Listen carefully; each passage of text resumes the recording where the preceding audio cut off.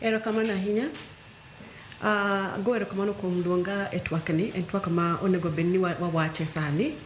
To sana iyudo ka nyathi bedo gi gimoro miluongo ni shame, to en gi isolation, to enaka gi self blame. Nyathi nyawacho ni an emomiyo japuonj ni otageta, an emomiyo japuonj ni timre koda kamae. To inyalo yudo ni seche moko nitie gimoro ma wawacho ga ni grooming.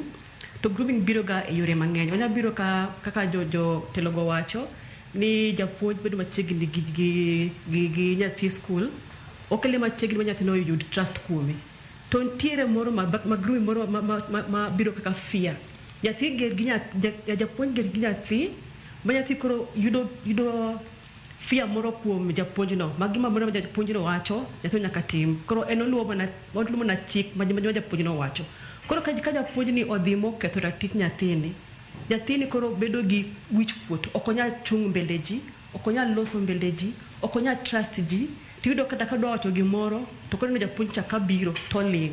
Koro ma nyathi madongo ka nigi fear mang'eny, odongo ka ochajo madongo monego bed ni protected sana kaka japuonj kata mana parents ne, nikech wayudo ni seche moko nyathini wacho ga ni min gi e ot kata wuon gi gino timre kata wuon ma nyithindo gi ok take action. Koro nyathini dong ka ng'e these adults ok en jok ma anya trust, mok anya loso kodgi. Koro otho gi gima chande no ma biro affected in future.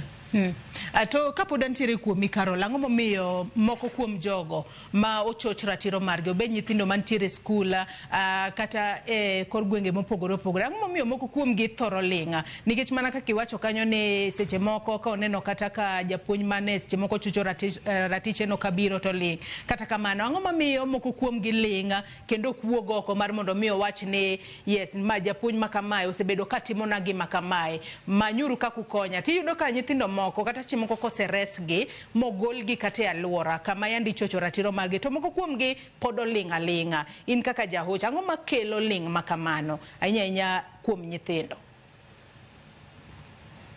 Chakre gi e ot kae, ing'e ka in janyuol to kiketo thuolo ne nyithindo mondo owach gima timogi.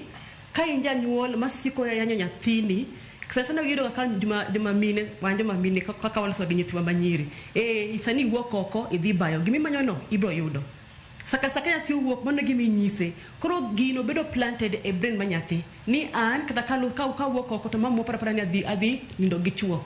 Koro sama gino timre ne okonya biro ir min gima nyisi min genia ni gima kama otimre na, nikech min gibiro nyisi ni dongina nyisi dongina kweri mai gima ni manyoga. Koro ero yude aya nti society be nti kaka society ng'iyo ga joma nyithindo manyiri. Ngeni ka tinde jud kae nyathindo go ka en gi shape moro maber, ing'eyo ji chuma ng'eny gombe.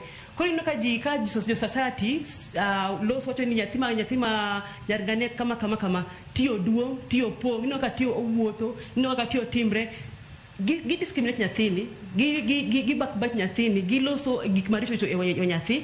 Maka nyathi ke gimoro timre ne okonya wuok oko mo wacho ni gima kama timre, nikech society already osechako blame, osechako point fingers on them. The same women gini unfortunately yido ka mang'eny joma mine ema ne discriminate nyathi, nikech ka nyathi tin opon odongo to society chako sieme ni ma nyathi ma mohero chuo. Kause kwede mokete kucha ka gimoro timre ne, of course okonya biro nyis jonyuol ne, because people feel near I'm already judged by the society. Kaka ngatonya believe ni gino timre ne aya ndafun tie chuobe cho sama nyathi dongo ka kalo ka dhi eduka mano gima asetero ka timre ne kaka nyithindo madongo gode oda. Ka nyathi wuok dhi eduka kata ore kamoro chuo luonge ko kae to kotamre iyaje. This is a character one sana e chuo. Kanya nyathi manyako otamre di chuo ma luonge to gi yanye no already kelo ne discrimination to ofil niya okonya open up. So whenever an abuse timre e ot, nyathini okonya walk oko ma wach gima timre ne to chakre kaka e ot kaim e school bende wano simoko ka staff room nyathi kokoso tiluonge mbele staff room ti isomone kanyo ichwade mbele jopuonje, inyise gik moko beyo mbele jopuonje, owuok kanyo ka feel so much down, which means niya ka gimoro kama otimre ne still okonya biro mo nyis ng'ato ni ma gimo timre, nikech before gino timrene no se yanye mose bedo judged mose kwede mose bedo rejected, all of those things miyo ngato koro okunya woko kaka gimoro timrene nyathi e school. Ai wacho kanyo makare ahinya.